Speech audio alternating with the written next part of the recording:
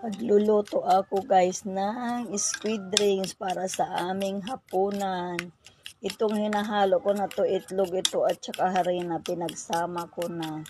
Ayan yung aking gagawing squid ring. Tapos with breadcrumbs. Ayan. Ayan ang ating breadcrumbs at saka itlog na may harina. Tinimplahan ko na siya ng asin at magic sarap.